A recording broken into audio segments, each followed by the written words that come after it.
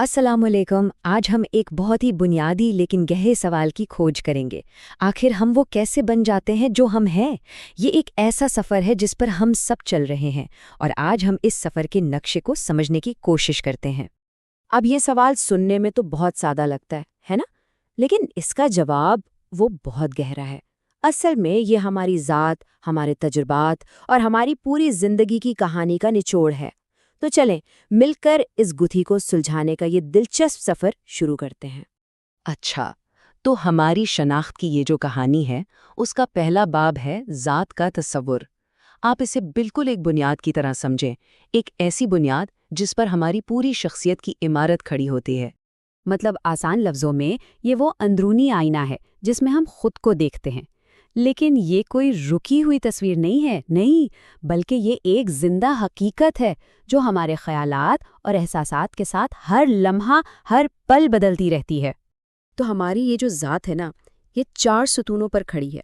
सबसे पहला सुतून है खुद आगाही, यानी ये जानना कि हमारी खूबियाँ क्या हैं, कमज़ोरियाँ क्या हैं। जब ये पता चलता है तो बनता है हमारा खुद तसव्वुर, यानी वो तस्वीर जो हम अपने जहन में अपने बनाते हैं। फिर इसी तस्वीर की बुनियाद पर खुद एतमादी आती है, यानी अपनी सलाहियतों पर यकीन। और आखिर में आता है खुद एहतराम, अपनी कदरों कीमत का एहसास। और जब ये चारों सुतून मजबूत हों तभी एक मजबूत शनाख्त बनती है। ठीक है, तो हमने ज़ात के तसव्वुर को तो समझ लिया, लेकिन अब सवाल ये उठता है कि ये एक मुतहर्रिक, जीती जागती शख्सियत में कैसे ढलता है? तो जनाब, ये एक मुसलसल सफ़र है, एक ऐसा सफ़र जो पैदाइश से शुरू होता है और पुख्तगी तक जारी रहता है। यानी इसका मतलब ये हुआ कि हमारी शख्सियत कोई पत्थर की लकीर नहीं है जिसे मिटाया ना जा सके। नहीं, बिल्कुल नहीं। ये तो एक बहते हुए दरिया की तरह है जो जिंदगी के हर मोड़ पर, हर नए तजुर्बे के साथ अपना रास्ता खुद बनाता और बदलता है। और इस दरिया के बहाव को आप कह लें कि कई चीज़ें कंट्रोल करती हैं। एक तो है हमारी विरासत जो हमें कुदरती तौर पर मिलती है। फिर आता है हमारा माहौल जिसमें हम रहते हैं, हमारी तालीम, हमारी सकाफ़त। ये सब मिलकर हमारी सोच का अंदाज़ बनाते हैं और यही सारे अवामिल मिलकर हमारी शख्सियत को तराशते हैं, उसे एक शक्ल देते हैं। अच्छा, अब ये अमल तो काफ़ी पेचीदा लगता है ना?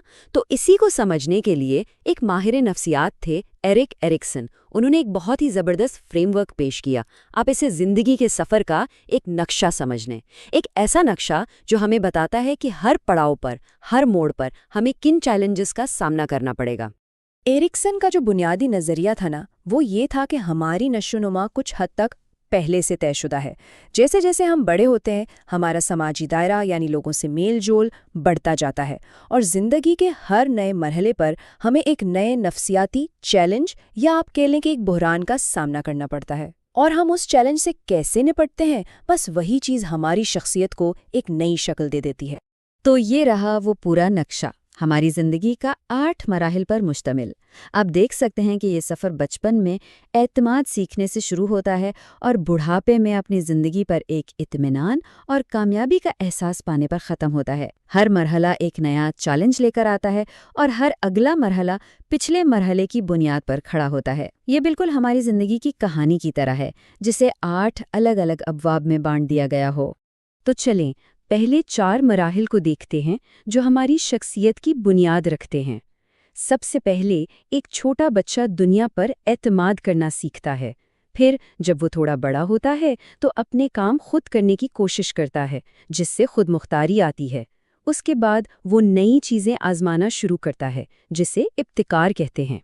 और फिर स्कूल में मेहनत करके अपनी सलाहियतों पर यकीन करना सीखता है।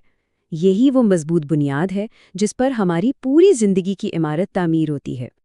अच्छा, इस बुनियाद के बाद आते हैं अगले 4 मराहिल जो हमारे जिंदगी को मजीद शक्ल देते हैं। लड़कपन में सबसे बड़ा सवाल होता है अपनी शनाख्त का। जवानी में चैलेंज होता है गहरे रिश्ते बनाने का, यानी कुर्बत का। फिर आधेड़ उम्री में हम दुनिया को कुछ लौटाना चाहते हैं, जिसे तख्लीक कहते हैं।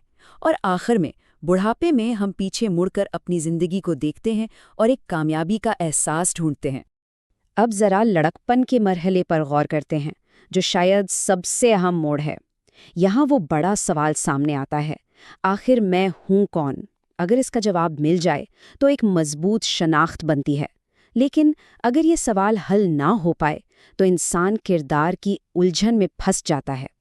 اسے سمجھ نہیں آتا کہ دنیا میں اس کی جگہ کیا ہے، اس کا مقصد کیا ہے۔ بالکل اسی طرح جوانی کا مرحلہ رشتے ناطے بنانے کا ہے۔